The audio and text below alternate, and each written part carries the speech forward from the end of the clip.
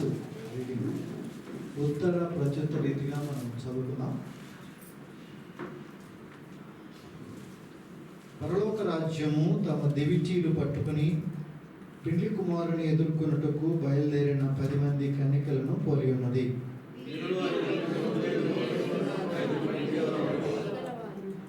బుద్ధి లేని వారు తమ దివిటీలు పట్టుకుని తమతో కూడా నూనె తీసుకుని పోలేదు.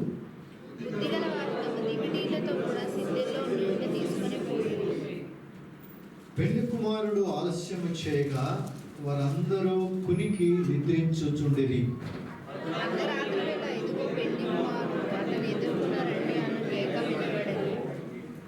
అప్పుడు ఆ కన్యకలందరూ లేచి తమ దివిటీలను చక్కపరిచిరి. కానీ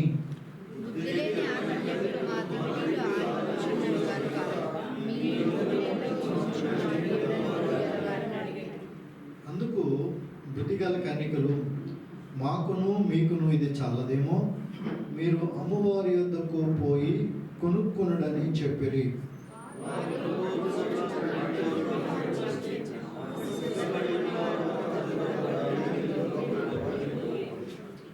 అంతటా తలుపు వేయబడిన ఆ తరువాత తక్కిన కన్యకలు వచ్చి, అయ్యా అయ్యా మాకు తలుపు తీయమని అడగగా,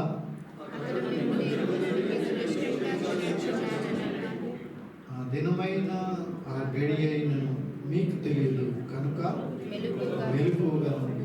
సంఘానికి ఇది తెలియజేస్తున్న మాట. ఇది ఒక ఉపమానం.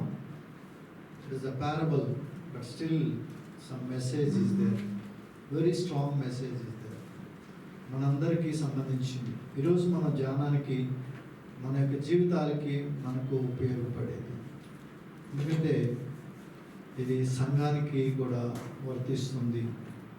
హల్లెలూయా, హల్లెలూయా, హల్లెలూయా. మన యొక్క ప్రయాణము పరలోకం, ఆ యొక్క పరమకానానికి వెళ్ళాలి.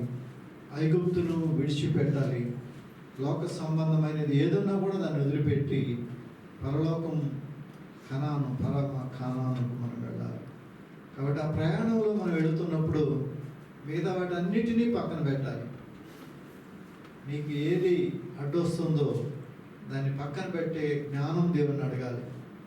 దేన్ని నువ్వు కాన్సన్ట్రేట్ చేస్తావో, దేని మీద అయితే నువ్వు ఆప్యాయత కలిగి ఉంటావో దానినే ముందుకి తీసుకుని వెళ్ళగలవు.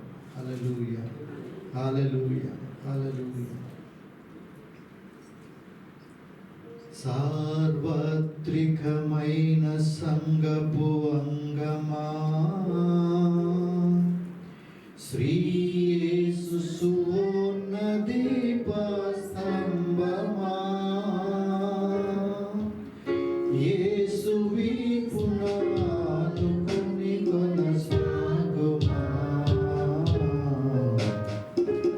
ఈ అరణ్యమునందు యానము చేయుమా.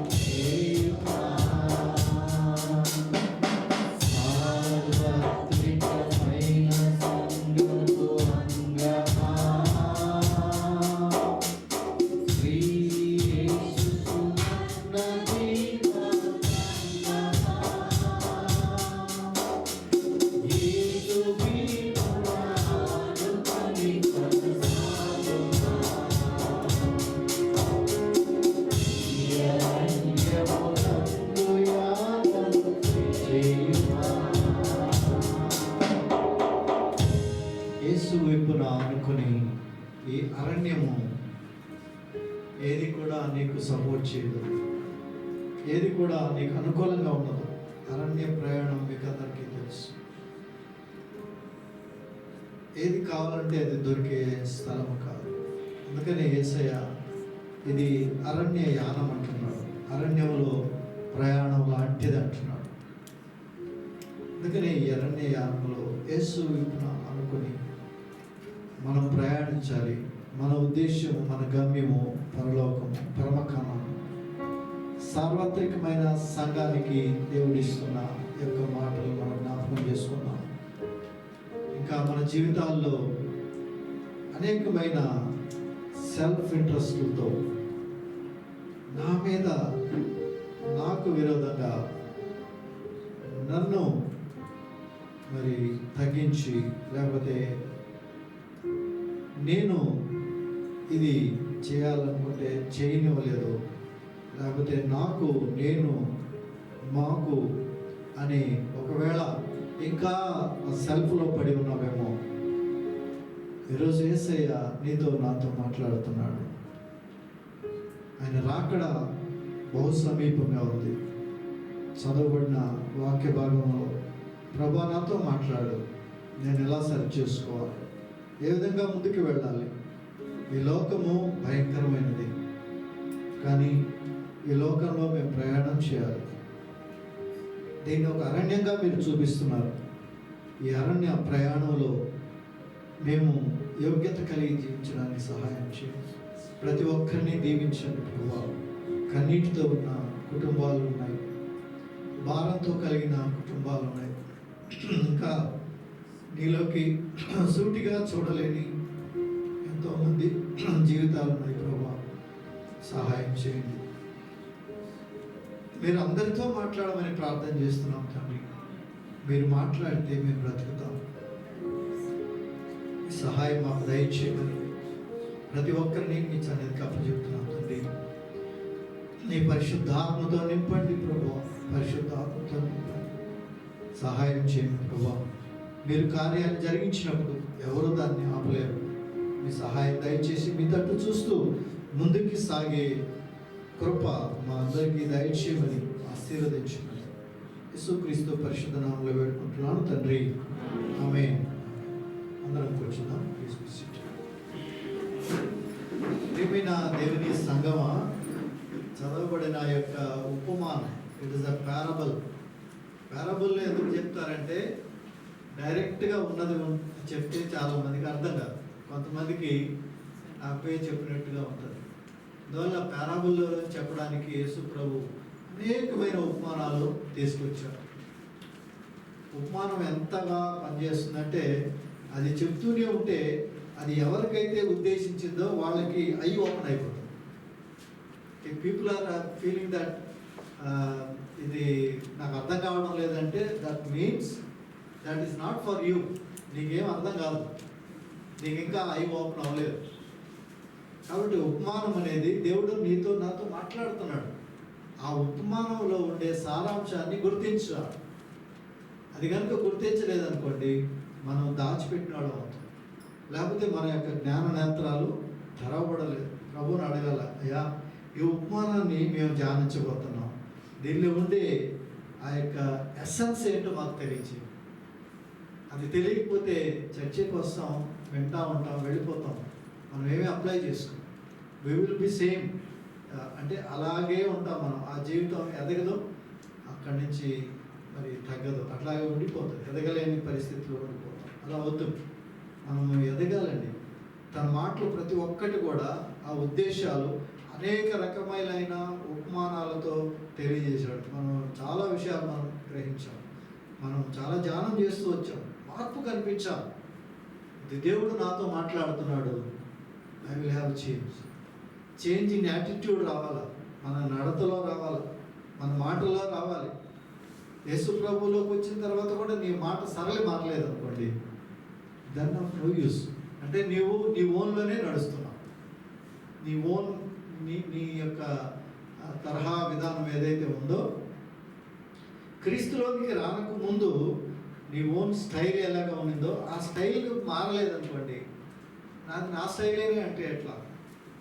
అలా కాదు. ఈవెన్ హీరోలు చూసి కొంతమంది మారిపోతారు, అదే స్టైల్ కోసం మారిపోతారు. సో మన హీరో ఎవరు? Yesayya. We should change our style, our attitude. యేసయ్యకు కలిగిన ఈ మనస్సు మీరు కలిగి ఉన్నారు. Have that type of mind that Jesus Christ have కదా. ఆ మనసు మనకు ఎందుకు రావడం లేదు? ఏదో బలవంతంగా చర్చిలో కూర్చొని పోవడం కాదు. ఒక మార్పు, ఒక డెవలప్మెంట్ కావాలా, ఎదగాల. ప్రయాణం అయితే ఆల్రెడీ మీరు యేసు ప్రభులోకి వచ్చారు, బాప్తిసం తీసుకున్నారు, మీ ప్రయాణం మొదలైపోయింది. ఈ ప్రయాణం చాలా నిలకడగా వెళ్ళాలి. చిన్న చిన్న మాటలు బట్టి డివేట్ కాకూడదు. సంఘంలో ఇంకా బలపరచాలి. It doesn't matter. నా ప్రయాణం ముఖ్యం, నా గమ్యస్థానం ముఖ్యం. నేను చేరుకోవాల్సింది దాని మీదనే నా కనులు ఉంచుతాను. పరమ కానాను నా యొక్క గమ్యస్థానం. కాబట్టి ఏ యొక్క చిన్న చిన్న వచ్చినా కూడా వాటినన్నింటినీ ప్రభు తప్పించి వాటిని పక్కన పెట్టాలి. పక్కన పెట్టి ముందుకు వెళుతూ ఉండాలి. అది క్రైస్తవ జీవితం. ఈరోజు మన యొక్క ఈ యొక్క ధ్యానాంశంలో పరలోక రాజ్యం అంటేనే, దేవుని రాజ్యం అంటేనే ఈ భూమి మీద మనతో మాట్లాడటమే. మనమే దేవుని మీద, దేవునికి రిప్రజెంటేటివ్ ఇక్కడ. కనుక సంఘము మరి బహు జాగ్రత్తగా వినాలి. రకరకాలైన బోధలు ఉంటాయి, ఇవేం పట్టించుకోవక్కర్లేదు అనుకునేది కాదు. యేసయ్య ఎవ్రీ ప్యాసేజ్లో, ఎవ్రీ మాటలో కూడా నీతో మాట్లాడే మాటలు కొన్ని ఉన్నాయి. అది ఉద్దేశించింది ఎవరికైనా కూడా. ఇప్పుడు ప్రజెంట్ కాంటాక్ట్స్లో దేవుడు నీతో మాట్లాడి నిన్ను నడిపిస్తూనే వెళ్తుంటాడు. కనుక ఏ భాగాన్ని తీసుకున్నా దేవుడు నాతో ఏం మాట్లాడుతున్నాడు, దీనిలో నుంచి నేనేం కరెక్ట్ చేసుకోవాలా అనే విధంగా నీ యొక్క జీవిత సరళని సరిచేసుకుంటూ ముందుకు వెళ్ళాలని నేను మరొకసారి మీకు తెలియజేస్తున్నాను. యేసు ప్రభు చాలా ఉపమానాలు చెప్పి చేశాడు కదా. మరి ఒకసారి లూకా సువార్త 7వ అధ్యాయము 41, 42, 43 వచనాల్లో అక్కడ మీరేం చదవక్కర్లేదు, తీసి పెట్టుకోండి చాలు. యేసు ప్రభు ఒక పరిచయుని ఇంటికి వెళ్తాడు.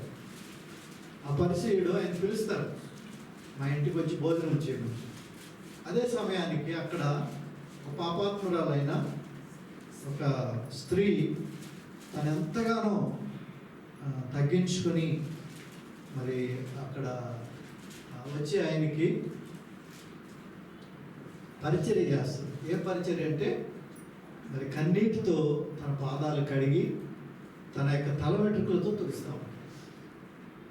ఎవరైతే ఆయన్ని భోజనానికి పిలిచాడో ఆయన చాలా మంచి వాక్యం తెలిసిన అతను, బాగా అన్ని పండితుడు.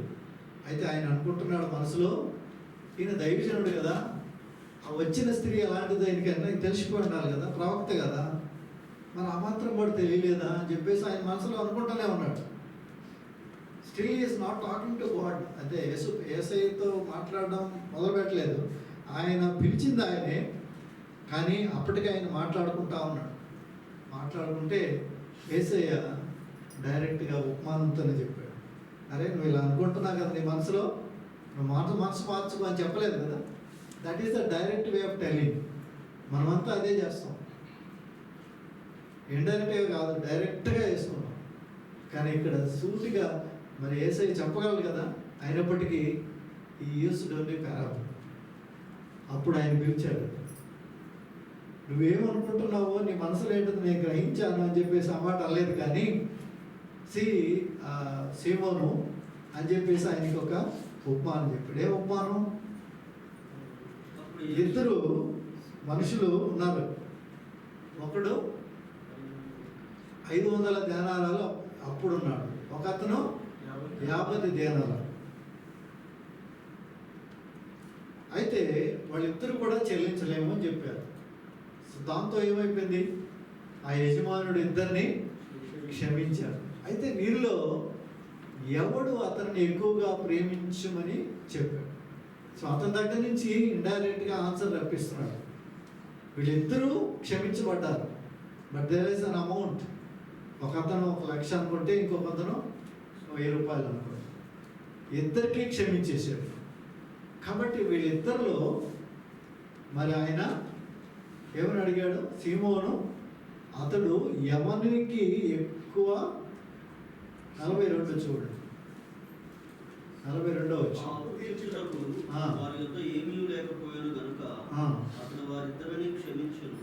ఆయన అడిగిన క్వశ్చన్ ఏంటి? కాబట్టి వీరిలో ఎవడు అతనిని ఎక్కువగా ప్రేమించునో చెప్పమని అడిగాను. ఎవరిని మరి వాళ్ళిద్దరిలో ఆ యొక్క యజమానుడిని ఎవరు ఎక్కువగా ప్రేమించుంటారు? చూసారా, అతను అనుకున్న దానికి దీనికి యేసయ్య ఏ విధంగా పారాబల్ తీసుకెళ్ళాడో చూడండి, అర్థం చేసుకోవాలి. అంటే వెంటనే అతను చెప్పేశాడు. ఏం చెప్పాడు? 43 వచ్చిన ఎక్కువగా క్షమించనో వాడే అని నాకు తోచున్నది. ఆన్సర్ వచ్చేసింది డైరెక్ట్గా, సింపుల్ పారాబుల్లో నుంచి వచ్చేసింది.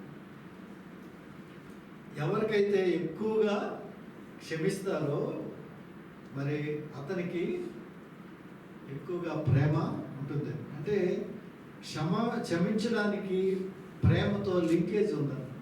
నువ్వు ఎంత ఎక్కువగా యేసయ్యని ప్రేమిస్తే అంత ఎక్కువగా నువ్వు క్షమించబడు. ప్రేమ క్షమాపణ దానిలో లింక్ అయింది.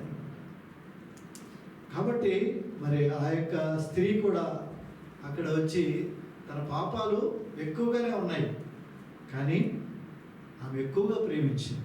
సీమోను కంటే ఎక్కువగా ప్రేమించింది.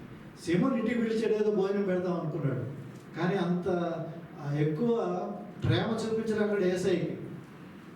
ఆయన కాలు కొడుకునేదని కూడా నీళ్ళు ఇచ్చినట్టుగా లేదు. రావడంతోనే భోజనం పెట్టి ఏదో తన గొప్ప గురించి చెప్పుకోవాలనుకున్నాడు అంతే. కానీ యేసయ్య అన్నాడు, ఆమె ఎక్కువగా ప్రేమించింది కాబట్టి ఆమె పాపాలు క్షమించబడ్డాయి. హల్లెలూయా. దట్ ఈస్ ఏ పారాబుల్ యొక్క ఉద్దేశం. అలాగే మరి 2వ సమూయేలు గ్రంథం 12:1-10 వచనం.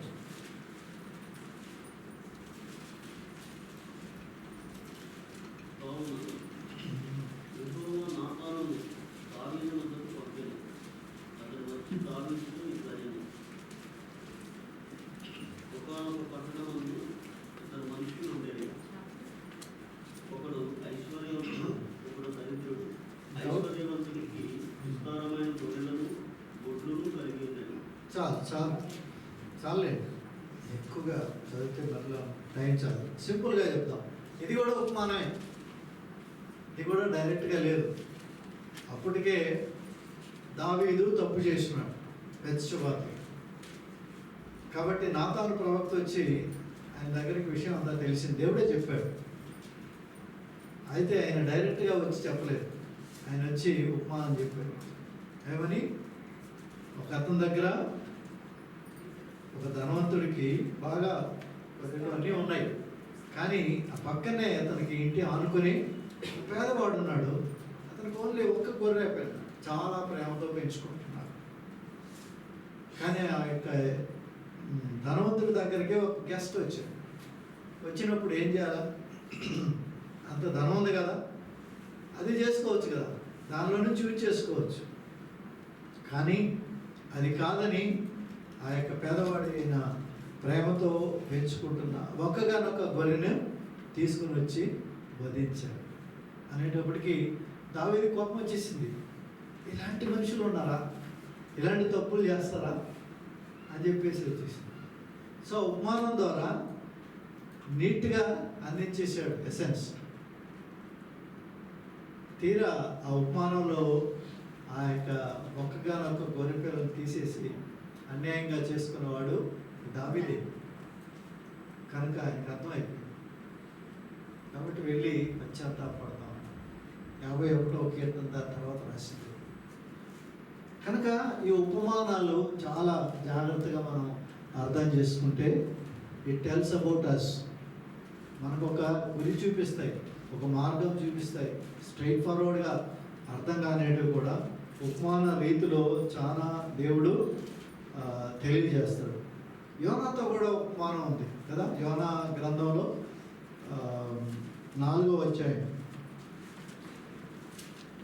5వ వచనం నుంచి యోనాని ఆ పట్టణంలో నుండి పోయి దాని తూర్పు తట్టున బస చేసి అచట పందిరి ఒకటి వేసుకొని పట్టణమునకు ఏమి సంభవించినో చూచెదనని ఆ నీడను కూర్చుని ఉండగా దేవుడైన యెహోవా సొరచెట్టు ఒకటి ఏర్పరిచి అతనికి కలిగిన శ్రమ పోగొట్టుటకై అది పెరిగి యోనా తలకు పైగా నీడ ఇచ్చినట్టు చేశాను. ఆ సొరచెట్టును చూచి యోనా బహు సంతోషించాను. మరుసటి ఉదయమందు దేవుడు ఒక పురుగును ఏర్పరచగా అది ఆ చెట్టును తొలిచినందున చెట్టు వాడిపోయాను. మరియు ఎండ కాయగా దేవుడు వేడిని గల తూర్పు గాలిని రప్పించెను. యోనా తలకు ఎండ దెబ్బ తగలగా అతడు సొమ్మసిల్లి బ్రతుకుట కంటే చచ్చుట నాకు మేలనుకునేను. అప్పుడు దేవుడు, ఈ సొరచెట్టును గురించి నీకు కోపించుట న్యాయమా అని యోనాను అడగగా, యోనా ప్రాణము పోవునంతగా కోపించుట న్యాయమే అనేను. అందుకు యెహోవా, నీవు కష్టపడకుండాను పెంచకుండాను ఒక రాత్రిలోనే పుట్టి పెరిగి ఒక రాత్రిలోనే వాడిపోయిన ఈ సొరచెట్టు విషయంలో నీవు విచారపడుచున్నావే. అయితే 120,000 కంటే ఎక్కువై కుడి ఎడమలు ఎరుగని జనము పశువులు కలిగి నినివే మహాపురం విషయంలో నేను విచారపడవద్దని యోనాతో సెలవించాను. యోనాకి ఉపమానంగా దేవుడు ఎంత క్రియేటివిటీ ఇచ్చాడు తెలిసిన. సొర చెట్టును మలిపించాడు. అతనికి ఎండ బాగా తయారేస్తుంది. వెంటనే నీడనిచ్చింది. నీడనిచ్చేసేటప్పటికి చాలా సంతోషపడ్డాడు. మరి వెంటనే దాన్ని తొలిపించేశాడు. అంటే దాన్ని తొలిపించేటప్పటికి యోనాకు చాలా భారం వేసింది. వేసి ఎందుకు ఇంత తొందరగా దీన్ని కట్ చేసేసాడు అంటే, అలాగే నినివే పట్టణస్థులు బాగా ఘోరంగా పాపం చేశారు. కానీ వాళ్ళ యొక్క జీవితాన్ని అంత తొందరగా నాశనం చేయడం దేవునికి ఇష్టం లేదు. God wanted to give one more opportunity. వెళ్ళి చెప్పండి. ఈరోజు సువార్త అనేకలో ప్రకటించబడుతుంది, మరలా. కానీ దేవుడు తుడిచివేయాలంటే ఒక్క అనుభవం సరిపోతుంది కదా, ఒక్కరిని ప్రేరేపిస్తే అయిపోతుంది. కానీ దేవుడు వెళ్ళి చెప్పమన్నాడు. యోనా నేను చెప్పనని అడ్డం చేశాడు. మరలా దేవుడు ఆయనకి రెండోసారి అవకాశం ఇచ్చి మరలా వెళ్ళి చెప్పాడు. ఎంత చెప్పినా కూడా ఆయన మనసులో అంతా కూడా వీళ్ళు మారు మనసు కూడా పొందకూడదు, వీళ్ళు కేవలం శిక్షకే అర్హులు. ఈరోజు మనం కూడా అంతే కదా, చాలాసార్లు సువార్త చెప్పము మనం. ఎందుకంటే వీళ్ళు సువార్తకు కూడా అర్హులు కాదు, వీళ్ళు నాశనం అయిపోవాలి, వీళ్ళు పరలోకరాజ్యానికి ఎలిజిబుల్ కాదనుకుంటున్నాం. కానీ దేవుడు క్షమిస్తున్నాడండి. If God he's got mercy on somebody, నీ పక్కన కావచ్చు, నీ భార్య కావచ్చు, ఎవరికైనా దేవుడు ఆ చేత వాళ్ళని కృపగల దేవుడు కనుక కృప చూపిస్తున్నాడు, మెర్సీ చూపిస్తున్నాడు. నువ్వెందుకు అడ్డుకోగలవు? How you can control? You cannot control. దేవుడు కృప చూపిస్తున్నాడు, దేవుడు క్షమిస్తున్నాడు. కాబట్టి మనం కూడా ఆ మనస్సును పెట్టుకొని క్షమించే అలవాటు మనం నేర్చుకోవాలి. యోనా చాలా బాధపడిపోయాడు. సొర చెట్టును చూసి ఎంత సంతోషించి వెంటనే దానికి పురుగు పెట్టి ఆ రెండో రోజే అది వాడిపోయేటట్టు చేసి దాని గురించి చాలా బాధపడ్డాడు. అప్పుడు అన్నాడు, ఈ యొక్క నినివే పట్టణ ప్రజల గురించి కూడా నేను కూడా అంతే బాధపడతాను, ఆ విధంగా నాశనం. అందుకని వాళ్ళకు ఒక అవకాశము ఇప్పించాను అని యోనాతో తెలియజేశాడు. హల్లెలూయా. చూసారా ఈ యొక్క ఉపమానాలు ఎంత చక్కగా కన్వే చేస్తున్నాయో. So even today's our passage, ఈరోజు మనకు మత్తయి సువార్త 25వ అధ్యాయంలో కూడా అదే యొక్క ఉద్దేశము ఉంది. ఇక్కడ పరలోక రాజ్యమును గురించి చెప్తున్నాడు. అంటే సంఘము యొక్క పరిస్థితి ఇక్కడ పరలోక రాజ్యములో అంటే సంఘం యొక్క సంఘాన్ని భూలోకంలో దేవుడు స్థాపించాడు. భూమి మీద అదే పరలోక రాజ్యం. దానిలో కూడా బిలీవర్స్గా నటించే బిలీవర్స్, ఒకరేమో బిలీవర్స్ కేటగిరీ, రెండోది ఈ నటించే గ్రూప్. రెండోది గ్రూప్ ఏంటంటే రియల్గా వాళ్ళు ఫాలో కారు కానీ but they will show that they are believers. కనుక ఎక్కువగా యాక్టింగ్ పోర్షన్ ఎక్కువ ఉంటుంది, న్యాచురల్ పోర్షన్ తగ్గిపోతుంది. కనుక వీళ్ళు ఉన్నారు, అంతా బాగానే ఉంది. కానీ ఈ యొక్క ఉపమానంలో మనం చాలా డెప్త్కి వెళ్ళి ఆలోచిస్తే ఇక్కడ 2 గుంపులుగా యేసయ్య చేశాడు. ఏమని? ఒకరు 5 బుద్ధి లేని వారు, 5 బుద్ధి గలవారు. ఇద్దరు కూడా కన్యకలే, ఇద్దరు కూడా దేవుని యొక్క రాజ్యంలోకి అడుగుపెట్టిన వాళ్ళే, ఒప్పుకున్న వాళ్ళే, ఎదురు చూస్తున్న వాళ్ళే, బాప్తీసం తీసుకున్న వాళ్ళే, సంఘంలో అన్ని బల్ల ఆరాధనలో కూడా వచ్చిన వాళ్ళే, అన్నీ చేస్తున్న వాళ్ళే. కానీ కేర్లెస్ యాటిట్యూడ్ 5 మందిలో ఉంది, కేర్ఫుల్ యాటిట్యూడ్ 5%. ఏ గుంపులో ఉన్నాం అనేది ఇక్కడ ఉపమానం. ఇది పాత నిబంధనలు, లేకపోతే ఇజ్రాయేలు, లేకపోతే వాళ్ళకి సంబంధించిన చాలామందికి చాలా తర్కాలు ఉంటాయి, ఉండొచ్చు ఎవరికి ఉద్దేశించినా కూడా. But it also tells us, ఈరోజు నీకు నాకు సంఘంలో కావాల్సింది ఏంటంటే సిద్ధపరిచి ఆయన రాకడలో ఆయన వచ్చినప్పుడు, దట్ ఈస్ కాల్డ్ ర్యాప్చర్, అంటే ఎత్తబడేది సంఘం, దానికి సిద్ధపరచాలి. అది ఎప్పుడో తెలియదు కాబట్టి ఎవ్రీడే సిద్ధపడే విధంగా సంఘము తయారవ్వాలి. అలా లేకపోతే మన యొక్క జీవితాలు ఇతర వాళ్ళకి ఆదర్శవంతంగా ఉండవు, మనం కూడా మరి వాళ్ళందరినీ డైవర్ట్ చేసే వాళ్ళంగా ఉంటాం. కనుక నటించే గ్రూప్ మనకు అక్కర్లేదు. మనకు కావాల్సిన గ్రూప్ ఏంటి? న్యాచురల్గా జీవించే వ్యక్తులు కావాలి, నటించే వాళ్ళు కాదు. Pretend to be. ఎందుకు? పక్కవాడు ఏమనుకుంటాడు, వీళ్ళు ఏమనుకుంటారు, ఇంట్లో వాళ్ళు ఏమనుకుంటారు. ఇంట్లో వాళ్ళని చూసి కొంతమంది అలర్ట్ అయ్యేవాళ్ళు ఉన్నారు, హాస్టల్ని చూసి కొంతమంది అలర్ట్ అయ్యేవాళ్ళు ఉన్నారు, అసలు అలర్ట్ లేని వాళ్ళు ఉన్నారు, అది వేరే విషయం, అది వేరే విషయం. కానీ మనం ఎప్పుడు కూడా యేసయ్య చూస్తున్నాడు, యేసయ్య ఏమనుకుంటాడో, యేసయ్య ఇప్పుడే ప్రతి మాటలో కూడా ఒకరిని తృణీకరించావా, యేసయ్య ఏమనుకుంటున్నాడు. ఒక తృణీకరించబడ్డావా, తృణీకరించబడ్డ సైడ్ నుంచి నా యేసయ్య చూస్తున్నాడు కదా, ఆయన చూస్తున్నాడు, యూ విల్ టేక్ కేర్. ఎంత ధైర్యం చూడండి. నువ్వు తృణీకరించబడ్డా కూడా you will not be so dissected, ఎందుకంటే యేసయ్య చూస్తున్నాడు కదా. కాబట్టి ఆయన చూస్తే చాలు, వీళ్ళు నన్ను తోసేసినా పర్వాలేదు. బట్ ఎంత కాన్ఫిడెన్స్ అండి యేసయ్యని అన్నింటిలో కూడా. మీరు యేసయ్యని ధరించాలి, యేసయ్యని ధరిస్తే ఇంకా ఆయన వెంబడించకుండా మీరు ఉండలేరండి. హల్లెలూయా. కనుక అంటే ఇక్కడ పెళ్లి కుమారుడిని ఎదుర్కోవడానికి వెళుతున్నారు. పెళ్లి కుమారుడు యేసుక్రీస్తు, సంఘము పెళ్లి కుమారుడు. అంటే ఈ యొక్క వర్జిన్స్ వీళ్ళంతా గుంపు.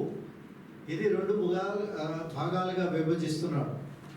ఈ 2 విభాగాలుగా చేసినప్పుడు ఒక గుంపు ఎత్తబడే దానిలో ఉంటుంది, ఒక గుంపు విడవబడే దానిలో ఉంది. కాబట్టి ఈ యొక్క 2 కేటగిరీలు చెప్తూ ఒక గుంపులో వాళ్ళు ఇక్కడ ఈ మ్యారేజ్ కాన్సెప్షన్ ఏంటంటే మనలాగా టైం పెట్టుకొని పలానా టైంకి వస్తే ఇద్దరిని మ్యారేజ్ చేసి పంపించాడు, అట్లాంటి కాదు. అక్కడ ఏంటంటే పెళ్లి కుమారుడు ఒక టైంలో వస్తాడు. ఈ పెళ్లి కుమార్తె వాళ్ళ గుంపు వాళ్ళంతా కూడా ఆయన ఎదుర్కోవాలి. ఆయన ఎదుర్కొని సిద్ధంగా ఉంటే తీసుకెళ్తాడు, లేకపోతే లేదు. అది ఆ కల్చర్, దాని గురించి చెప్తున్నాడు ఇక్కడ. అయితే ఇది మనకు ఎలా వర్తిస్తుంది అంటే, సంఘము యేసయ్య వచ్చే వరకు కూడా సిద్ధపడి ఉండాలి. ఆయన తీసుకురాకపోవడానికి మరలా మధ్యాకాశానికి వచ్చి ఆయన ఒకే ఒక బోర ధ్వని ఉంటుంది. ఆ ధ్వనిలో అందరూ కూడా మార్చబడి వెళ్ళిపోతారు. 2 గుంపులుగా ఉంటాయి. ఒక గుంపు ఎత్తబడుతుంది, ఒక గుంపు వదిలేయబడుతుంది. ఒక గుంపు మరి దీని గురించి 24వ అధ్యాయంలో కూడా ఉంటుంది. ఇద్దరు తిరిగి విసరుతామంటారంట. 24వ అధ్యాయం 40వ వచనం. ఆ కాలమున ఇద్దరు పొలములో ఉందురు, ఒకడు తీసుకుని పోబడును, ఒకడు విడిచిపెట్టబడు. తీసుకుని పోబడును అంటే it is telling about rapture. సంఘము తీసుకొని పోబడుతుంది, ఎత్తబడుతుంది. అలాంటి యొక్క హోప్ లేకుండా కనుక సంఘంలో మనం జీవిస్తే మనం మిగతా వాళ్ళకంటే కూడా గౌరవం అయిపోతాం. కాబట్టి ఆ హోప్లో ఉండాలి. మనం కుటుంబంలో ఆ హోప్ కావాలా, పిల్లలతో ఆ హోప్ ఉండాలా, మనం నివసించే ప్రతి ప్రదేశంలో కూడా ఆ హోప్ మనకు ఉండాలి. ఇక్కడ ఇద్దరు పొలంలోకి వెళ్ళారంట. ఇద్దరిలో ఒకడు తీసుకుని పోబడ్డాడు, ఒకడు అక్కడే వదిలాడు. పొలంలో ఉండేవాడు పరిస్థితి. ఇంకొకటి ఏమన్నారంటే ఇద్దరు స్త్రీలు తిరుగులు విసురుతున్నారు. ఒకతే తీసుకుని పోబడ్డది, ఒకతే విడిచిపెట్టారు. ఇక్కడ ఇద్దరు స్త్రీలు. తర్వాత ఇంకొక దగ్గర ఇద్దరు మంచం మీద పడుకొని ఉన్నారు. వాళ్ళలో ఒకరు తీసుకొని పోబడ్డారు, ఒకరు విడవబడ్డారు. సో ఇవన్నీ కూడా ఒకటి ఎత్తబడుతుంది, ఒకటి విడవబడుతుంది. ఒక గుంపు గురించి చెప్తున్నాడు. సంఘంలో మరి రక్షించబడిన వాడు, పరలోక రాజ్యము ఆన్ ద ఎర్త్. ఇక్కడ కూడా మరి ఎంత తేడా ఉంది. ఈ విషయాన్ని ఎప్పుడైనా మనం ఆలోచించామా? ఆలోచించి ఏ గుంపులో మనం ఉంటున్నాం, దేనికోసం సిద్ధపడుతున్నాం. ఇక్కడ ఏంటంటే పెళ్లి కుమారుడు యొక్క రాకడ ఆలస్యమైంది. కరెక్ట్గా ఈ మినిట్లో నేను ఇక్కడ ఉంటానంటే ప్రాబ్లం లేదు. ఆయన అలాగా టైం ఇవ్వరంట. అక్కడ ఎప్పుడు వస్తాడో తెలియదు, ఏ టైం వస్తాడో తెలియదు, ఏ డేలో వస్తాడో తెలియదు. చివరికి అదే అంటాడు 13వ వచనంలో. ఏమంటాడు? ఆ దినము ఆ గడియ మీకు తెలియదు. You do not know that day and time and hour, what time you will come. కాబట్టి మీరేం చేయాలా? మెలుగు. ఇది మనకిచ్చే మెసేజ్. అయితే ఇక్కడ ఇద్దరు రెండు గుంపులుగా ఉంటున్నారు. ఒక గుంపు బుద్ధిగల కన్నికల మీద చూపించారు. ఈ బుద్ధిగల కన్నికల హెడ్డింగ్లోకి వస్తే వీళ్ళు ఏమేం చేస్తున్నారు? వీళ్ళతో పాటుగా దివిటీలు తీసుకుని వెళ్ళారు. దానితో పాటు సిద్ధులలో వాళ్ళు కొంచెం నూనె తీసుకున్నారు. అంటే వాళ్ళ యొక్క దివిటీలు ఆరడానికి లేదు, ఎప్పుడు వాళ్ళ నూనె రెడీగా తీసుకుని ఉంటున్నారు. అంటే ఈ యొక్క జీవితం దేని గురించి చూపిస్తుందంటే వెలుగుమయమైన జీవితాలు, వెలుగు జీవితం. వెలుగు ఇస్తూనే ఉండాలి, ఆత్మతో నింపబడి ఉండాలి, ఆత్మతో నింపబడి కార్యాలు చేస్తూనే ఉండాలి. వెలుగు ఎప్పుడు కూడా వెలిగించబడి దివిటి మీద యొక్క అందరికీ వెలిగిస్తూనే ఉంటుంది. కనుక కొంతవరకు వీళ్ళు రెండో గ్రూప్ కూడా ప్యారలల్గా మనం చూసుకుంటే వాళ్ళకి కూడా దివిటి ఉంది. కానీ ప్యారలల్గా వాళ్ళు ఏం చేశారు? ఎక్స్ట్రా ఆయిల్ తీసుకోలేదు. కాబట్టి కొంత టైం వెలుగుతున్నారు. వాళ్ళు కొంత టైం అయిపోయిన తర్వాత వాళ్ళు చల్లబడిపోతారు. చల్లబడిపోవడం అంటే ఆ తర్వాత నూనె లేదు కనుక వెలిగించబడడానికి అవకాశం లేదు. వాళ్ళ యొక్క దీపాలు ఆరిపోతాయి. ఆరిపోయినప్పుడు ఇంకా వాళ్ళు మరలా వెళ్ళి కొనుక్కొచ్చుకోవడం. కానీ after some time there was a cry అంటే లేకపోతే ఒక కేక వినపడ్డదంట. ఏంటది? ఇదిగో పెళ్లి కుమారుడు వస్తున్నాడు అన్నప్పుడు వీళ్ళు ఏం చేస్తున్నారు? అప్పుడు సెట్ చేసుకుంటున్నారు. అప్పటికే డిమ్ అయిపోయింది. కాబట్టి అప్పుడు వెళ్ళి సెట్ చేసుకోవాలని ప్రయత్నం చేస్తున్నారు. అంటే మార్కెట్లోకి వెళ్ళడం, నూనె కొనడం, ఇవన్నీ కూడా వాళ్ళ యొక్క జీవితాలని మళ్ళా సెట్ చేసుకోవడానికి ప్రయత్నం చేస్తున్నారు. ఎక్స్ట్రా ఆయిల్ కోసం అప్పుడు వాళ్ళు ప్రయత్నం. అదేదో కొనుక్కునేది కాదు. కానీ మన జీవితాలలో ఎప్పుడూ సిద్ధపడి ఉండాలి అనేది ఇక్కడ థీమ్ మనకు ఈ యొక్క పారాబుల్ ద్వారా తెలియజేస్తున్నాడు. ఈ ఆయిల్ అనేది కూడా మన యొక్క జీవితానికి దేవుని నడిపింపు, దేవుని సన్నిధి, పరిశుద్ధాత్మ దేవుని యొక్క నడిపింపులోనే వెళ్ళాలండి. చాలామంది దీన్ని వదిలేస్తారు. తెస్సలోనికీ పత్రికలో 5వ అధ్యాయము 18వ వచనంలో ఏమంటుంది చూడండి. మొదటి తెస్సలోనిక 5:18. ఆత్మను ఆర్పకుడి, ప్రవచించుట నిర్లక్ష్యం చేయకుడి. ఎందుకు ఆత్మను ఆత్మది అంటున్నాడు? ఇదే పరిస్థితి. Extra oil indicate that your spiritual life is glowing. అది ఉన్నప్పుడు నువ్వెప్పుడు దాన్ని నింపుకుంటూ ఉంటావు, నీ యొక్క జీవితాన్ని వెలుగుమయంగా చేస్తూ ఉంటావు. లేకపోతే పడిపోయిన యొక్క జీవితాలు, డల్ అయిపోయిన జీవితాలు, చిన్న ఒక శోధన వస్తే పడిపోతారు. కనుక చిన్న గాలి, చిన్న ఏదో ఒక ఆటంకము, ఏదో ఒకటి వస్తుంది, వెంటనే పడిపోతుండే జీవితాలు మనము చూస్తాం. కాబట్టి ఆత్మ మరి ఆ యొక్క మనకు పెట్టిన యొక్క ఆత్మ మనలో ఉన్నది కదా, అది ఎవరు పెట్టిన దీపం? ఇది ఈ ఆత్మ ప్రభు పెట్టిన దీపం కదా. చూడండి ప్రొవర్బ్స్ 20:27 ఒకసారి చూడండి. సామెతలు 20:27 ఒకసారి చదవండి.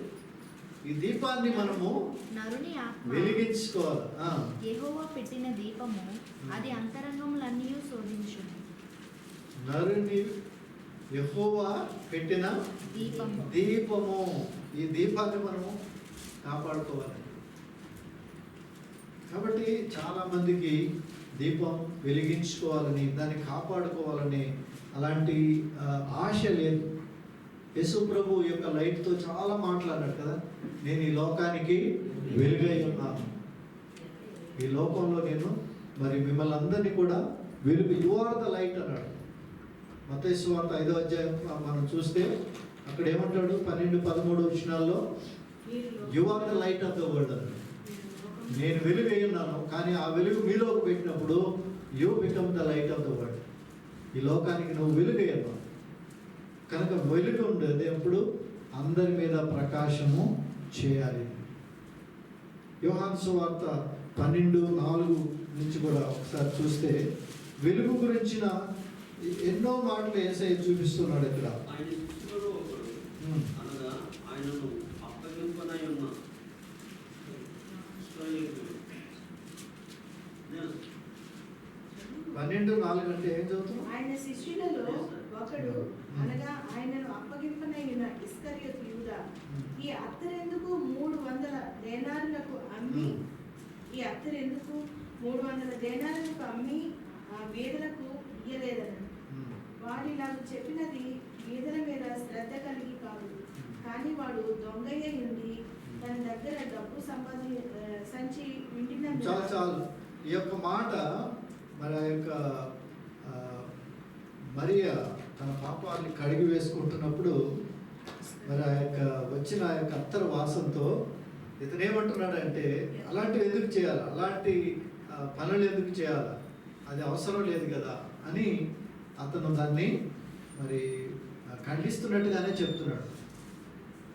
కానీ అది కాదు ఇక్కడ ఎసెన్స్. కావాల్సింది ఏంటంటే ప్రభు కోసం మనం వెలిగించాలి. ఏమైనా కష్టపడతాం. ఆమె యొక్క జీవితం అంతా కూడా పెట్టేసింది అక్కడ. ఆమె ఉన్నదంతా అత్తరు కోసం పెట్టి తీసుకొని వచ్చేసింది. అంటే ప్రభు కోసం మనము వెలిగించబడడానికి ఏదో ఒకటి చేసుకోవాలి. మనల్ని పూర్తిగా మనం తగ్గించుకొని ప్రభు నామాన్ని హెచ్చించుకునే విధంగా.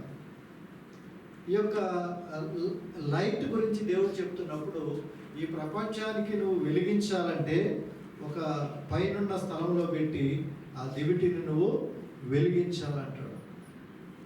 యోహాను 8:12 ఏమంటాడంటే, నేను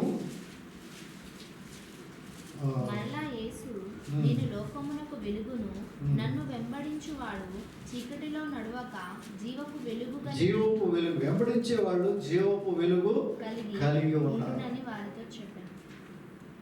ఈ లైట్ ఎందుకు చూపిస్తుందంటే, బిలీవర్స్ అందరూ కూడా వెలుగుకి సంబంధులు.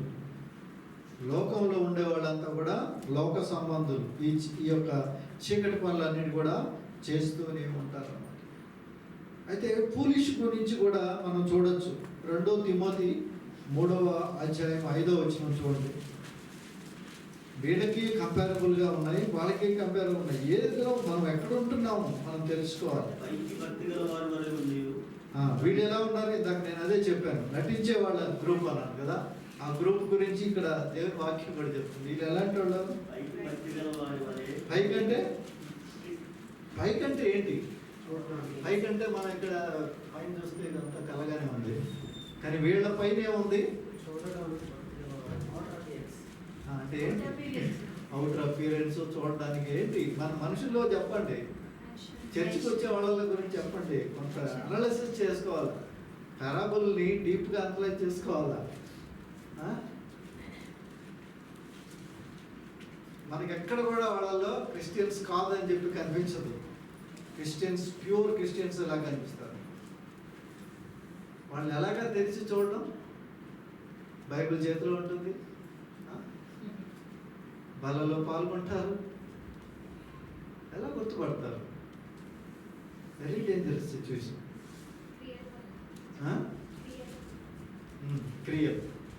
క్రియలు బయటపడతాయి, చాలా ఇంపార్టెంట్ అది. పైకి భక్తి గల వారైంది, దాని శక్తిని ఆశ్రయించి దానిలో ఉండే పవర్ని వాళ్ళు డిపెండ్ అవ్వరు. ఎవ్రీథింగ్ బయటికి బాగా చెప్తారనమాట. పెద్ద ప్రార్థనలు కూడా చేస్తారు. ఎక్కువ సార్లు చెప్పుకుంటా ఉంటారు, నేను చాలా సిన్సియర్గా ఉంటాను, వాళ్ళే చెప్పుకుంటారు. యాక్చువల్గా సాక్ష్యాలు చెప్పకూడదని చెప్పుకున్నాం, కానీ సాక్ష్యం అనేది జీవితంలో చాలా అవసరం. Our way of behaviour, that is important. దేవుడు చేసింది కరెక్టే, తర్వాత మనం కూడా చూపించడంలో కూడా సాక్ష్యం.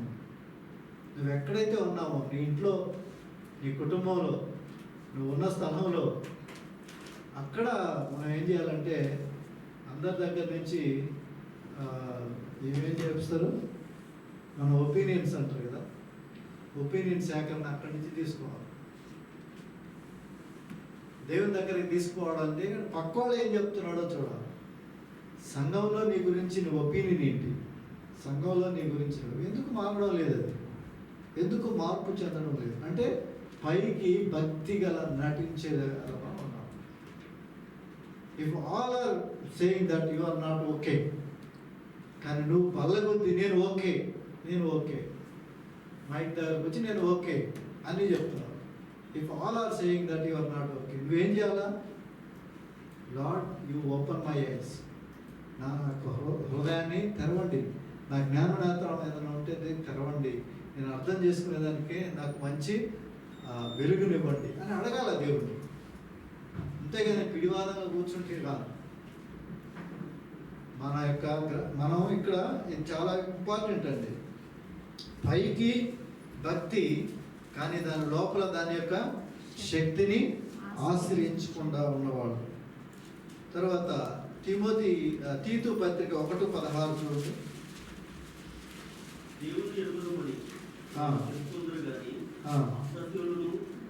దేవుని ఎరుగుదమని వాళ్ళు చెప్పుకుంటారు, అంటే సాక్ష్యం చెప్తారు అనమాట. ఐ నో గాడ్ అంటారు. దేవుణ్ణి ఎరుగుదమని ఎవరు చెప్తారు?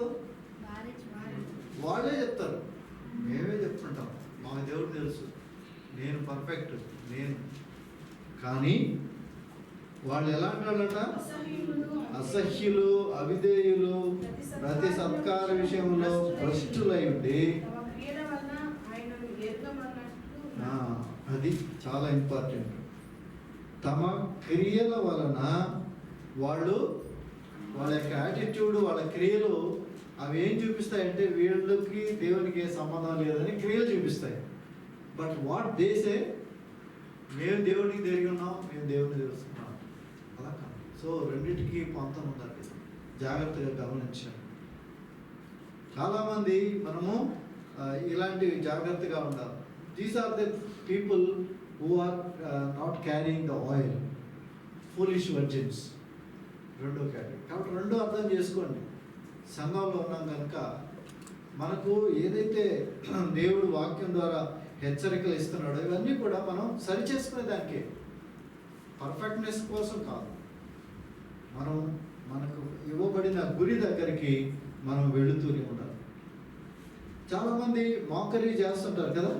2 పేతురు 3:3 మోకరీ అంటే యేసయ్య త్వరగా రాబోతున్నాడండి, సిద్ధపడండి, సిన్సియర్గా చర్చికి రండి, సిన్సియర్గా మరి భక్తి జీవితం పెంచుకోండి అంటే అంత తొందరగా వచ్చేయాలన్నా? ఈరోజు ఏమైనా బర్త్డే ఉందా, ఈరోజు ఏమైనా స్పెషల్ ఉందా, ఈస్టరా, లేకపోతే ఏమైనా గుడ్ ఫ్రైడేనా, అన్నీ చూసుకుంటూ తేదీలు తిథులు చూసి అప్పుడప్పుడు వస్తే సరిపోతుంది కదా. ఇలాంటి టైం ఉంది. ఎందుకు వీళ్ళు మోకరీ చేస్తున్నారు. ఎప్పుడే వేసి ఎప్పుడే రావడం లేదు, ఇప్పుడే సెట్ అయిపోతే ఎట్లాగా, అంత సెట్గా అక్కర్లా, జీవితం ఉండొచ్చు అట్లాగా. వీళ్ళు ఏమంటున్నారంట, 2వ పేతురు గ్రంథం 3:3 అంత్య దినములలో అపహాసకులు. అంటే అంత్య దినం ఎప్పుడు మొదలైంది? 2000 సంవత్సరాల నుంచి మొదలైపోయింది. కాబట్టి అన్ని దినాలు ఆయనకి 1000 సంవత్సరాలు ఒక దినమే. అంత్య దినాలు మొదలైపోయినాయి. వీటిలో ఏంటో అపహాసకులు ఏమంటారు? అపహసించుచు ఆయన రాకడను గురించిన వాగ్దానం ఏమాయను, పితరులు నిద్రించినది మొదలుకొని సమస్తమును సృష్టి ఆరంభము. ఇట్లాగే ఉంది కదా, ఏ తేడా లేదు కదా. మేము ప్రతిసారి చర్చికి రావాలా, ప్రతిసారి భక్తి కలిగి ఉండాలా, ప్రతిసారిగా డివోటెడ్గా ఉండాలా? ఎప్పుడు ఇట్లాగే ఉంది కదా, ఏం చేంజ్ అయింది? చూద్దాంలే, తర్వాత చూద్దాం. లేదా మనలో లేరు అనుకుంటే మనం ఎవరికి చెప్పలేము. ఉన్నారు కానీ వాళ్ళే మనసు మార్చుకోవాలి. ఉపమానాలు జరుగుతూ ఉపమాన రీతిగానే చెప్తున్నాం కదా, డైరెక్ట్గా మనం పాయింట్అవుట్ చేయలేము. ఫలానా వ్యక్తి ఇట్లాగ అనుకుంటున్నాడు, వాళ్ళే అనలైజ్ చేసుకోవాలి. అప్పుడు చేంజెస్ వస్తాయి. ఈ చేంజ్ కోసమే మనము ప్రయత్నము చేస్తున్నామండి. కానీ ఆయన రాకడ ఖచ్చితంగా ఉంది. అందుకనే కదా పౌలు భక్తుడు అంటాడు, మీరు నిరీక్షణ లేని ఇతర మనుషులే ఉండద్దు అంటాడు కదా. 1 తెస్సలోనికీ పత్రిక 4:13 నిరీక్షణ లేని ప్రజల వలె మీరు ఉండకూడదు. ఈ లోకంలో చాలామందికి నిరీక్షణ అనేది ఉన్నది. వాళ్ళకి ఏం తెలుసు, ఎక్కడికి వెళ్తామో తెలియదు కదా. కానీ మనకైతే మన నిరీక్షణ ఏంటి? పరలోకం. ఆయనతో పాటు నేను ఉండాలి, ఆయన వచ్చి నన్ను తీసుకుని వెళ్తాడు. నిరీక్షణ అనేది ఉంది కదా. అందుకని తెస్సలోనికీ పత్రిక వాళ్ళకి సంఘానికి రాస్తూ ఆయన బాధ ఏం చేస్తారంటే, వీళ్ళు అలా ఉండొద్దు, మీరు నిరీక్షణ లేని ఇతరుల వలె మీరు దుఃఖపడకుండా నిమిత్తం నిద్రించబడిన వారి గురించి, అంటే చనిపోయిన వాళ్ళ గురించి రోజు దుఃఖపడదాం. వాళ్ళు వెళ్ళిపోయినారు వాళ్ళు వెళ్ళిపోయినారు అనేది దుఃఖమే, దాని దుఃఖం కాదు. కానీ వాళ్ళు తిరిగి అయసై వచ్చినప్పుడు ప్రియులైన వాళ్ళందరినీ మనం చూస్తాం. మన దేవునిలో నిద్రించిన మన ఫాదర్స్, మన బిడ్డలు, మరి ఎవరైనా సరే, ఒకవేళ ఆప్తులు కావచ్చు, ఎవరైనా సరే దేవునిలో నిద్రించిన వాళ్ళందరినీ తిరిగి చూస్తాం. లేకపోతే వాళ్ళు అక్కడికి వెళ్ళలేదు కాబట్టి ఏసై తీసుకురా, క్రీస్తు నందుండి. ఆ తరువాత మనము సడన్గా ఏమవుతాము? ఆయన ఆర్భాటము ప్రధాన దూతతో వచ్చినప్పుడు క్రీస్తునందు మృతులైన వారు లేస్తారు. ఆ మీదట మనము సజీవులుగా ఉంటాం కనుక వారితో పాటు ఏకంగా ప్రభువుని ఎదుర్కొన్నట్టుకు ఆకాశ మండల మేఘముల్లో వెళ్ళిపోతాం. కాబట్టి అది ర్యాప్చర్ గురించి చెప్తున్నాడు ఇక్కడ. కనుక సంఘము మరి 2 విభాగాలుగా, బుద్ధి లేని కన్నికల గుంపు ఒకటి, బుద్ధి గల కన్నికల గుంపు. ఈ గుంపులో ఏ గుంపు? మనం ఎత్తబడే గుంపులో ఉండాలి. 2వ గుంపు గురించి ఎందుకు చెప్తున్నాం అంటే, ఆ గుంపులో ఉంటూ నేను ఎత్తబడతాను అని చెప్పి అనుకుంటాం. అందుకని ఆ ఎత్తబడేవాళ్ళు, నటించేవాళ్ళ గ్రూపు ఎత్తబడరు అనే దానికి ఇండికేషన్. నువ్వు ఎలాగైనా ఉన్నావు, నేను బాప్టిజం తీసుకున్నాను, చర్చికి వచ్చాను, సంఘంలో ఉంటున్నాను, దశం భాగమిస్తున్నాను, so I will go in that batch అనుకున్నాను కదా. కానీ కాదు, పైకి భక్తి గల వాళ్ళుగా ఉండి ఆ భక్తిని, మరి దానిలో ఉండే శక్తిని ఆశ్రయించడం లేదు. ఇంకొక మాట 2 కొరింథీయుల పత్రిక 5వ అధ్యాయము 8వ వచనం కూడా చూడండి.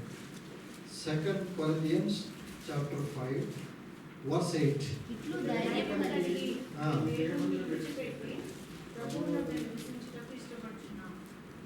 ధైర్యము కలిగి ఈ దేహమును విడిచిపెట్టి ప్రభువు నొద్ద. ఏంటి ఆ ధైర్యము? ఈ దేహములో నివసించుచున్నంత కాలము ప్రభువుకు దూరంగా ఉన్నాం ఎరిగి ఉండి ఎల్లప్పుడూ ధైర్యంగా ఉంది. ధైర్యము అంటే పౌలు భక్తుడు ఒక మంచి మాట అంటాడు ఫిలిప్పీ పత్రికలో 1:23 వచ్చిన ఆయన ఏమంటున్నాడంటే, నేను బ్రతుకుడైతే క్రీస్తు కొరకే, చావు అయితే లాభం. నేను ఇక్కడ ఉండి క్రీస్తు కొరకు జీవించాలని ఉంది నాకు ఆశ. కానీ ఇక్కడ ఉన్నంతసేపు నా యేసయ్యకి నేను ఇంకా దూరంగానే ఉన్నాను. ఇక్కడ వదిలేస్తే ఆయన దగ్గరికి వెళ్తాను. కాబట్టి ఈ రెంటి మధ్య నేను ఏది తెలుసుకోలేకపోతున్నాను. కాబట్టి అది మనకు కావాల్సింది. ఇక్కడ ఉండడం అయితే ఆస్తులు సంపాదించుకోవడం, బిల్డింగ్లు కట్టుకోవడం, ఇలాగ ఒకళ్ళొకళ్ళు బర్త్డే పార్టీలు ఎంజాయ్ చేసుకోవడం, ఇదే మన బ్రతుకైతే దేవుడి పని అదేనా? దేవుళ్ళు కట్టబడడం అంటే ఏదైనా? దేవుళ్ళు ఎదగించడం అంటే ఏంటి? పరిశుద్ధ దినాన్ని ఆచరించలేని భ్రష్టత్వంలో సంఘం ఉంది ఈరోజు. ఫ్రెండ్స్ కోసం వెళ్ళిపోతున్నారు. వాళ్ళు ప్లాన్ చేసుకుంటారు, ఫలానా రోజు మాకంతా హాలిడే అండి, నీకు ఎవరు ఇచ్చారు ఈ హాలిడే అంటే ఆ యొక్క గ్రహింపు లేదు. కన్నికలే కానీ వాళ్ళు బుద్ధి లేని కన్నికలు ఉన్నారు. పైకి భక్తి కలిగి ఉన్నారు, పైకి చర్చి గోయర్స్ లాగా ఉన్నారు. అందుకని ఒక్క మాట ఉంటే ఈ చర్చి దాటి ఇంకో చర్చికి వెళ్ళిపోతారు. అంటే చేపలు ఎగిరినట్టుగా జంప్ అయిపోతారు. దానివల్ల ఉపయోగం లేదు అసలు. నువ్వు ఎక్కడ పడుతున్నావో ఏమవుతున్నావో అది నీకే తెలియాలా. దాని గురించి కాదండి. మనం దేవుని తట్టు చూస్తూ ముందుకు వెళ్ళాలి. ఎక్కడ నన్ను నడిపించగలుగుతున్నారు, ఎక్కడ నన్ను సరి చేస్తున్నాడు, సరి చేయాలా. ప్రేమించే తండ్రి ఏం చేస్తాడు? కొడుకు ఇష్టం ఎట్లా పోనా నువ్వు తాగు అట్లా అందరు కదా. నువ్వు తెప్పేసి కావాల్సింటే శిక్షించైనా కూడా సెటరేట్ చేస్తాడు. దేవుని యొక్క మాటలు కూడా అట్లాగే ఉంటాయి. ఈ బుద్ధి లేని కన్నికల్లో గ్రూప్లో ఎవరు వెళ్ళొద్దని మాత్రమే మన డిజైర్ కూడా. కాబట్టి ధైర్యం వహించి ఆయనతో మనము ఈ దేహమును విడిచి ఆయన వద్దకు వెళ్ళడానికి ఇష్టపడుచున్నాము. హల్లెలూయా. కనుకనే పౌలు చెప్పినట్టుగా నేను బ్రతుకుటంతా అయితే క్రీస్తు కోసమే. క్రీస్తు మీరందరూ అదే అనుకోవాలండి. కాబట్టి ఆయన రాకడ వరకు మనం ఎలాంటి జీవితం జీవించాలి? వెలుగు జీవితం జీవించాలి. లైట్ షైన్ అవ్వాలి మనలో. వెలుగు యొక్క కార్యక్రమాలు ఆత్మతో నింపబడాలి. అదే ఆయిల్ అంటే. ఆత్మతో అంటే ఆత్మ నడిపింపు తేవాలి. ఫలించే జీవితం అనేకులను సంఘములోకి తీసుకున్నాడు. నేను రక్షించబడ్డానండి, మరలా నేను ఇన్ని 30 సంవత్సరాలు అయింది, ఒక్కరిని కూడా నేను తీసుకురాను. మా ఇంట్లో మాత్రం బాగా నాకు 4-5 బిల్డింగ్లు వచ్చినాయి. ఇంకా నేను బాగా డెవలప్ అయినాను. మంచిగా వచ్చేసి మంచిలో మైక్ తీసుకొని సాక్ష్యం కూడా చెప్తాను. ఒక్కరు స్వార్థ ఒక్కరిని కూడా రాజ్యంలో తీసుకున్నారు.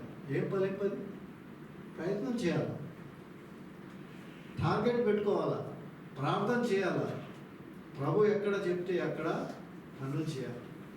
చేసినప్పుడు ఫలించే జీవితం మనకు ఉంటుంది. ఆకు వాడక తన కాలమందు ఫలమిచ్చే, అందుకనే చెప్తాన్నాడు. అంతేగాని మరి ఆత్మతో నింపబడి ఉండాలి. సంసోను అనుకున్నాడు, నేను ఎంత భయంకరంగా ఆలోచించినా నా యేసయ్య నాలోనే ఉంటాడు అనుకున్నాడు. తెలియలేదు. తల్లిదండ్రులు చెప్పారు వెళ్ళదయ్యా బాబు అని చెప్పి, కానీ వెళ్ళిపోయాడు. వెళ్ళిపోయేసి ఎంత భయంకరం అంటే ఆ విధంగా చేసి ఇంకా దేవుడు నాలో ఉన్నాడు అనుకొని ఆత్మ వదిలేసి వెళ్ళిపోయింది. అప్పటికే ఎదిరించుకుంటున్నాడు. వాళ్ళు చక్కగా పట్టుకొని తీసుకొని వెళ్ళిపోయి కళ్ళు తీసేసారు. అప్పటికి రియలైజేషన్ వచ్చింది ఆత్మ వెళ్ళిపోయింది. బలవంతుడైన వాడు సొలొమోను, సామ్సన్. ఎందుకు జరిగింది ఇదంతా? ఆత్మ వదిలేసింది కూడా తెలియడం లేదు. అందుకనే చెప్పాను ఆత్మను ఆర్పకుడి. ప్రియమైన దేవుని సంఘమా, చూడండి ఈ రోజుల్లో మనం ఎంత నిర్లక్ష్యం చేస్తున్నాం. కేర్లెస్నెస్ పీక్గా ఉందండి. అందుకనే కుటుంబాల్లో మనం చూస్తున్నాం కదా, దేవుడు అనేక సార్లు సెటిస్ఫై చేస్తుంటాడు, కానీ పట్టించుకోవడం లేదు, వినడం లేదు. పిల్లలు డిబేట్ అవుతుండేది కూడా మనకు తెలియదు, అంత విమానాలు వెళ్ళిపోతున్నాం బయట పనులు. కనుక ఫలించే జీవితాన్ని కలిగి ఉండాలి. దానికి మొన్ననే చెప్పాను కొలసి పత్రికలో, మీ నేత్రాలు మీరు పైనున్న వాటిని ఎతకాలి, భూ సంబంధమైన వాటి మీద దృష్టి పెట్టుకోకండి. పోతే పోయింది, ఏమంది, ఒకవేళ నాకు రావాల్సింది పోయింది, లేకపోతే ఆస్తులు పోయినాయి, అంతస్తులు పోయినాయి, ఏం డజంట్ మ్యాటర్. కానీ యేసయ్యని పట్టుకో ఉండాలా, పైనున్న వాటి మీదనే వెతకాల. దానికోసమే సంఘం విస్తరించాలి. ఒకని ఆస్తి విస్తరించడం వలన ఆయన యొక్క ఆత్మీయ జీవితం విస్తరించబడదు అనేది మాత్రం తెలుసుకో. ఆయన సాక్ష్యం చెప్తాడు, నాకు 4 బిల్డింగ్లు వచ్చినాయండి, చర్చికి వచ్చినప్పుడు ఒక బిల్డింగే ఉండింది. That is not the expansion. అది కాదు.